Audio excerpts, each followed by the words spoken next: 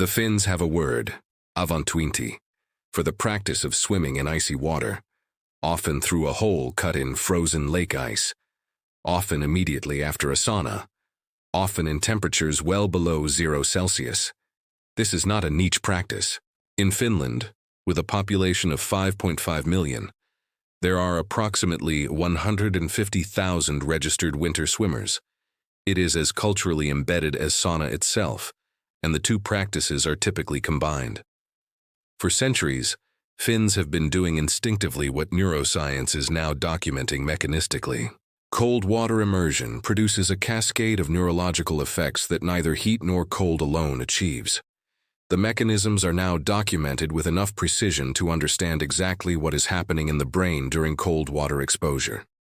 The most immediately dramatic effect is the norepinephrine surge. Research measured plasma norepinephrine levels before and after immersion. The results: norepinephrine increased by approximately 300% within minutes of cold water contact. Not 30%, 300%. Norepinephrine floods the brain with the most powerful natural BDNF stimulus available through any accessible intervention. Research from Cambridge University established that cold exposure activates the production of a cold shock protein, RBM3. This protein activates synaptic repair mechanisms and protects against neurodegeneration in ways heat exposure cannot replicate. By the end of this video, you will understand both mechanisms precisely and have a specific, graduated protocol to follow. You can begin implementing this week at whatever level of cold tolerance you currently have. Let's establish the specific pathway from cold water immersion to BDNF elevation, because it is one of the most direct and most rapidly acting BDNF stimulation mechanisms we've addressed throughout this channel. When cold water contacts the skin, particularly cold water significantly below the thermoneutral zone, the cold thermoreceptors activate immediately.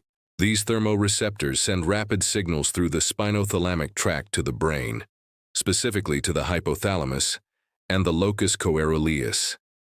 It is the primary source of the norepinephrine that drives the brain's alertness, attention, and stress response systems.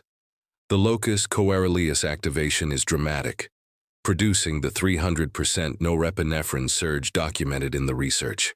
This norepinephrine floods the prefrontal cortex and the hippocampus, producing acute cognitive sharpening and mood elevation.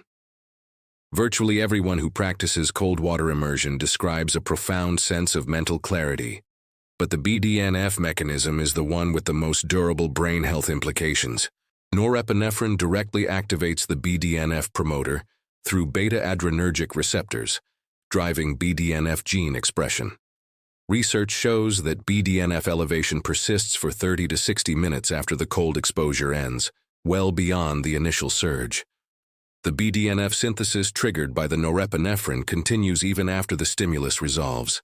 For adults over 50, a natural intervention that produces 300% norepinephrine elevation is extraordinarily valuable. Morning coffee, exercise, and NAD+ all support BDNF. Cold water immersion adds the most acute and dramatic single stimulus. The norepinephrine surge is primarily produced in the first 30 to 90 seconds of cold exposure, not in prolonged immersion. Longer immersion produces adaptation that reduces the response. Brief, intense cold exposure produces the maximum benefit. This has a practical implication. Even very brief cold water exposure, 30 to 90 seconds of a cold shower, works. Full-body immersion in ice baths produces a stronger response, but is not required for significant benefit. The second major mechanism of cold exposure's brain health effects involves the cold shock protein, RBM3, producing direct neuroprotective effects against aging.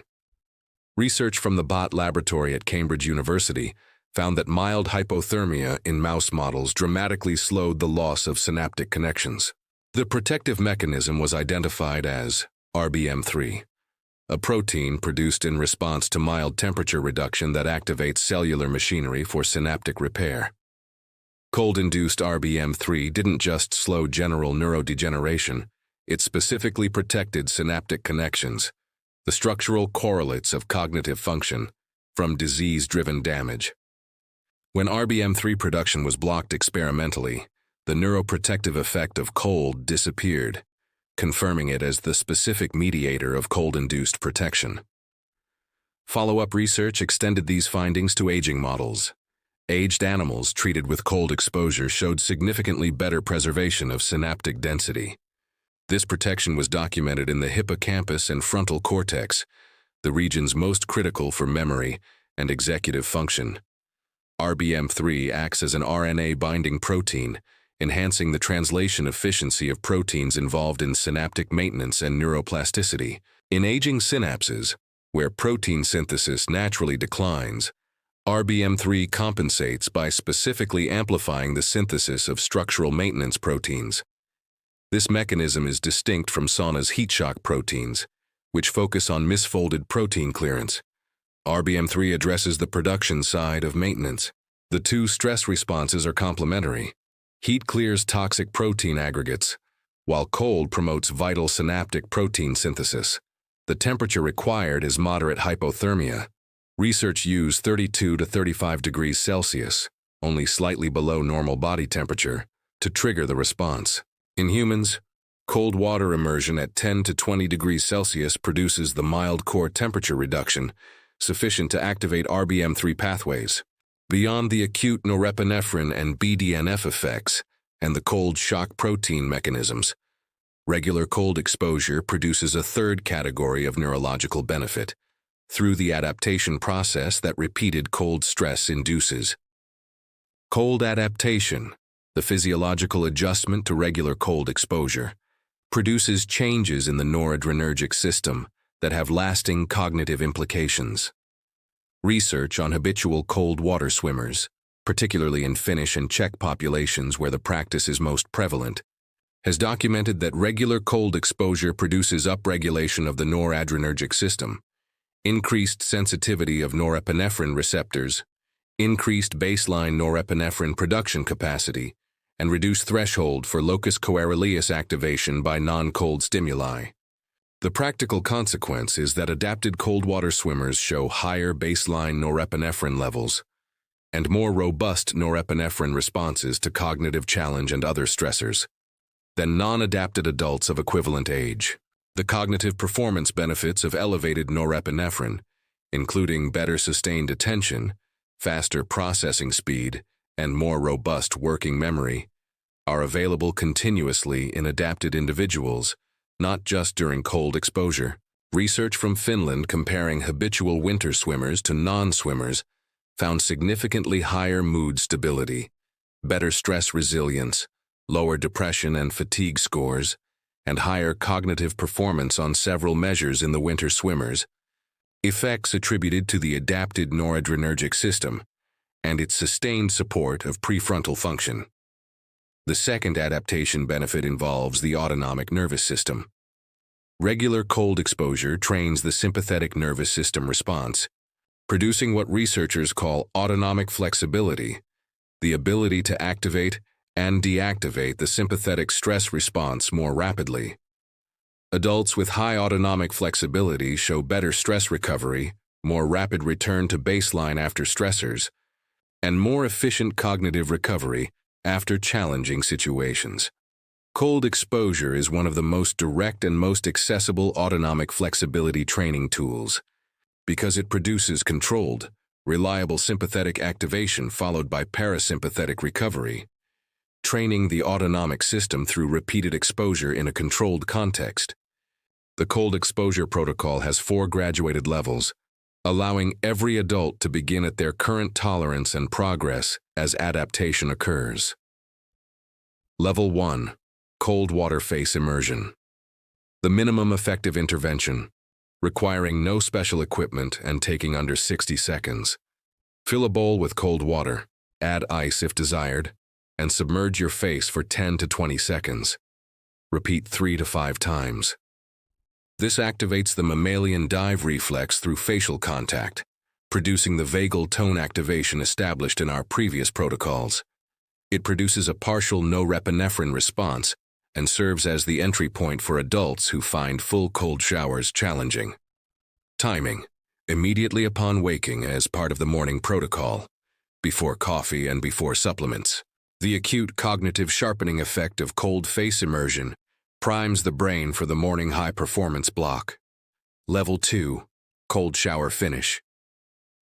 Taking the final 30 to 60 seconds of a normal warm shower as cold as comfortable, targeting the maximum cold tolerable produces a meaningful norepinephrine response and initiates the cold adaptation process. Research found that 30 to 90-second cold showers practiced regularly produce significant improvements in alertness, mood, and work performance.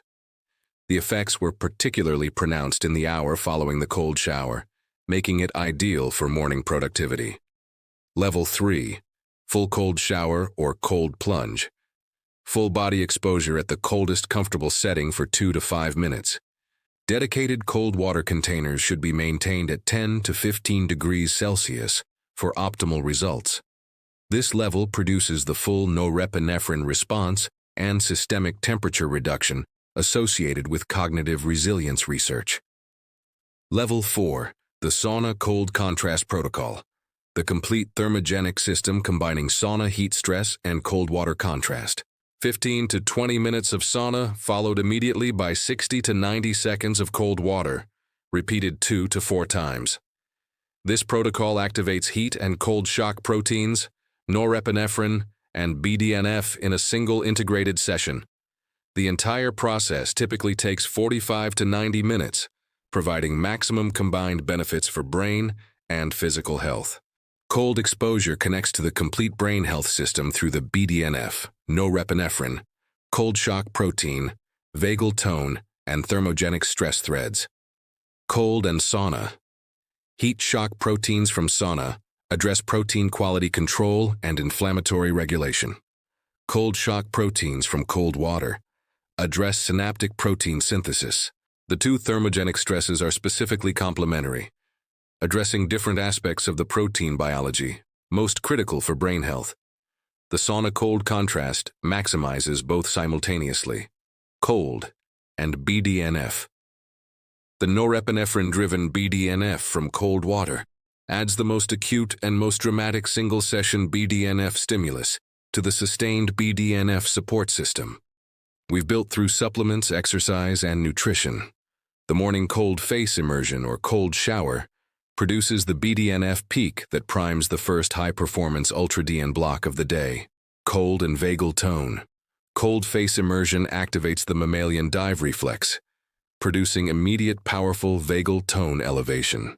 This adds a third independent vagal activation mechanism, alongside extended exhalation breathing and humming, to the vagal tone restoration protocol.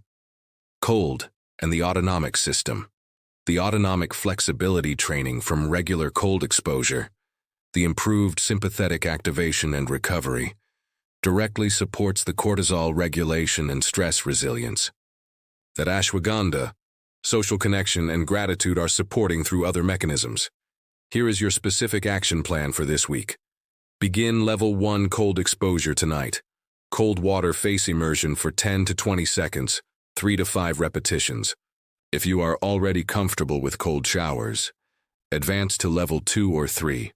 If you have access to sauna, implement the Level 4 contrast protocol this week. Next week on Neurovitality After 50, we are going into the specific cognitive impact of dancing and why dance is now being described by neuroscientists as the single most complete brain workout available.